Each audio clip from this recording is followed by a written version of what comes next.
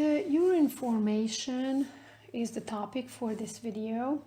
How we make the urine really with the help of our urinary system, the physiology of the kidneys. Let's draw the afferent and the efferent arterioles that they form the glomerulus, and it's surrounded by the Bowman capsule. The Bowman capsule will receive the filtration from the capillary glomerulus capillary network, and the filtration comes from the capillaries into the Bowman capsule because of the high hydrostatic pressure in the glomerulus. It's non-selective, so everything that is smaller than a protein will go through the capillary walls and enters the Bowman capsule. So the filtrate will contain water, electrolytes, sodium ion, chlorine, potassium bicarbonate, as well as glucose, amino acid, urea, and creatinine, the waste materials too. But they do not contain blood cells, red blood cells, white blood cells, and no proteins at all.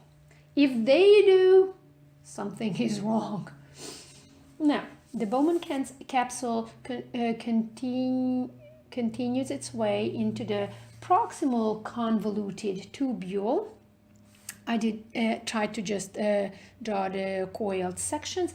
And we are going to talk about something else. The green arrow would represent in here the reabsorption. The reabsorption that happens from the tubule into the peritubular capillaries. These are the capillaries. I try to imitate those, the peritubular capillaries.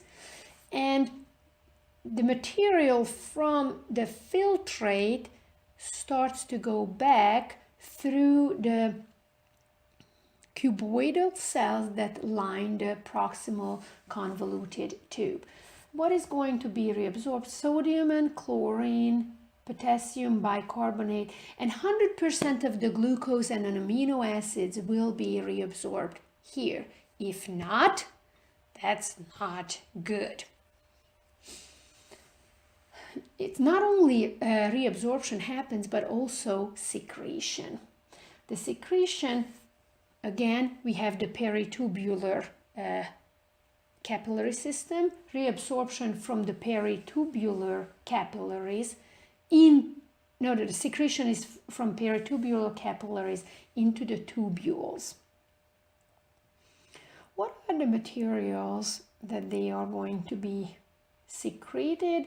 Uric acid, another waste, and toxins and antibiotics along the proximal convoluted tubules. Now we are at the loop of Henle that contains simple squamous epithelial cells, and two materials are going in the descending loop.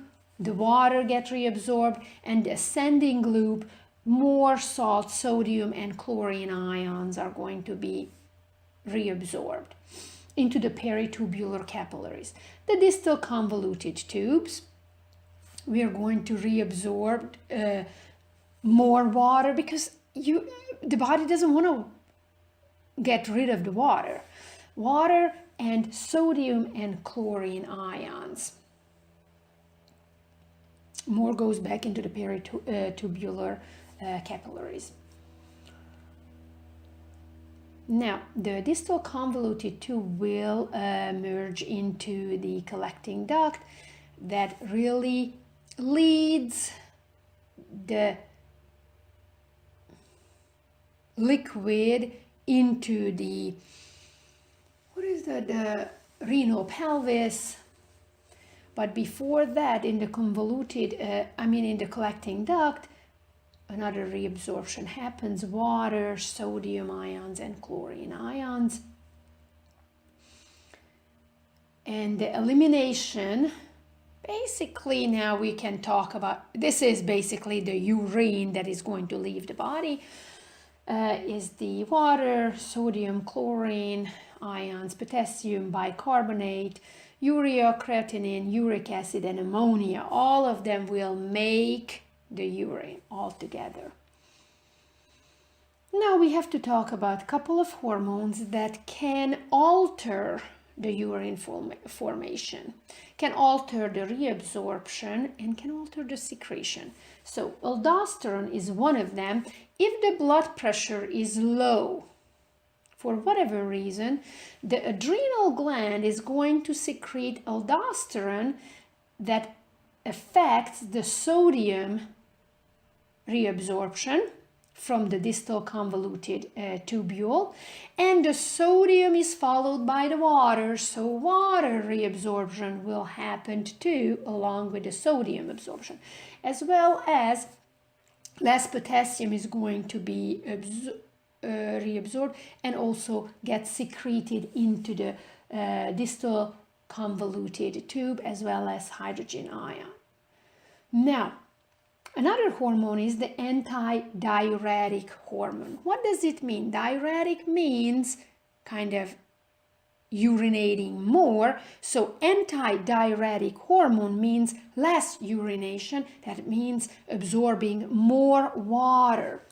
How does it work? Building up aquaporin channels for the water reabsorption along the collecting ducts to make it more water reabsorption, more effective.